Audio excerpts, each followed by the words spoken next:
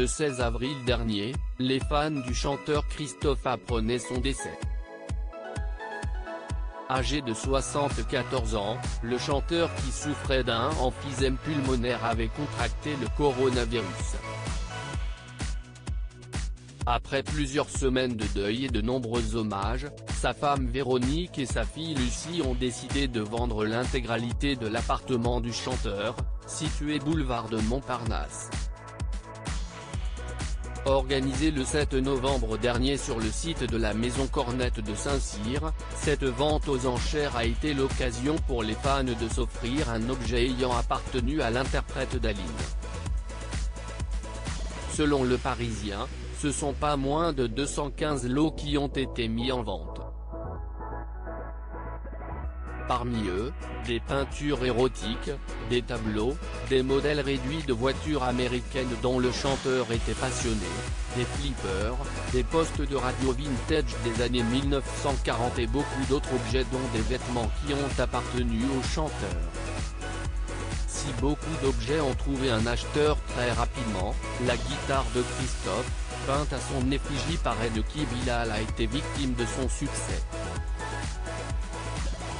En effet, très demandé par les fans, ils n'ont pas hésité à faire monter les enchères. L'offre a débuté à 4 000 € pour finalement être adjugée à 25 000 €. Un succès également connu pour le disque d'or du tube Aline estimé à 800 € mais finalement vendu à 15 000 €. La vente a été une belle réussite puisque celle-ci a rapporté 650 000 €. Un chanteur regretté.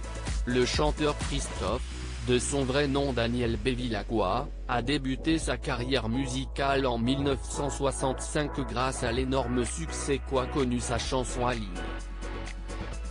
Il connaît d'autres grands succès en 1973 et 1974 avec ses chansons Les Paradis Perdus et Les Mots Bleus. Sa carrière musicale continue avec la sortie de ses nombreux titres, dont Succès Fou, paru en 1983 et qui marque le début de la pause de 13 ans prise par le chanteur.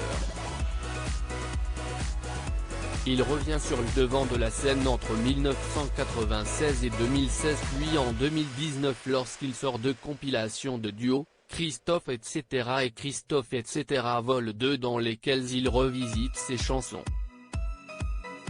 Décédé en avril dernier, Christophe aura marqué toute une génération avec ses nombreux tubes.